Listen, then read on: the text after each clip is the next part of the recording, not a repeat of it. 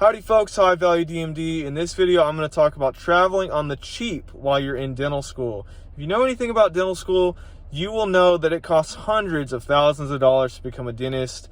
And you may want to travel while you're in dental school, but you may not want to use that precious loan money that's going to accrue interest to go on your trip or your travel or whatever. So here is an option for you that you may want to look at. I'm going to show you it. So I drive a mid-size SUV, and here you see that I've got a tri-fold mattress. I just folded the middle seats down, laid it down. I've unloaded my gear since my Thanksgiving trip, but I've got my pillow back there, and I've got my construction site fan with a removable drill battery. It's a hand tool battery, and the brand is Ryobi. So here's a look. So I have a lot of experience with traveling like this. I've slept in my car quite a lot. What I do is I will camp in a hospital parking lot, in a Walmart parking lot, in a Planet Fitness parking lot, you name it, I've camped it. So I'll roll up with my bed in the back and I'll turn on my fan. It's got a removable battery. It's a 6 amp hour battery. I bought it off Amazon, and that lasts me all night on the low setting of the fan. It lasts me all night, and it actually has half of it remaining when I wake up. I block out the windows with this black construction board. I tape it up where I kind of fit it into the window so no one can see me in the back. And I've got some what do you would call it? Some sunscreens in the front window so no one can look in the front. I've got these bug net things that fit over the car windows. And so that allows me to roll the window down so I can get some ventilation going through the car. So between the fan and the screen, it feels nice. Temperature, that's a good question. So temperature, about 74, 75 is the cutoff. That's the hottest that I can camp in here, and it becomes uncomfortable after that, depending on humidity as well. The coldest I've ever camped is about 40 degrees, and it was very comfortable. I probably could do colder than that with a good sleeping bag and some extra blankets. What else is there to know about this setup?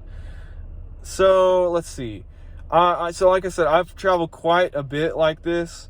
And this also can relate to externships as well. I mentioned how I traveled like this during Thanksgiving. I went to see some family, and I saved some money on hotel that way.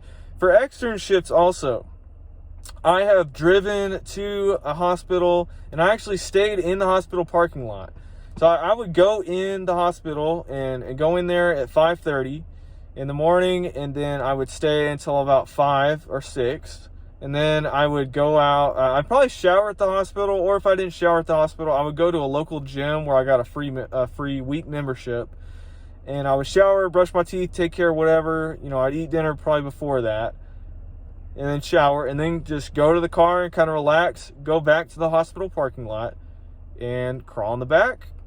And normally before I get to a campsite, I would try to set it up a little bit, get the screens in place, get the panels in place so no one would see me putting that up at my campsite. And once I finally got to the campsite, I would just crawl in the back and turn on the fan, relax, and go to sleep. And you know what? It's really it's kind of fun. I've liked it. I saved a lot of money on hotels. You know, I've got my own bed in the back of the car, and so I know other people haven't slept in it. It's my space.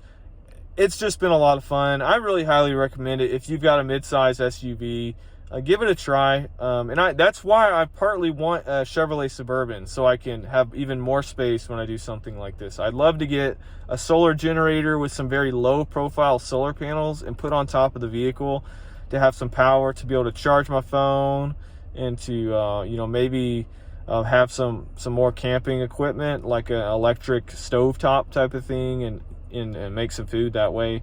So it really is just, it's pretty cool, and it feels very independent to be able to do this. Some people may think it's crazy, but you know, when you're on a budget and you're young and you want to do something cool like this, I say go for it.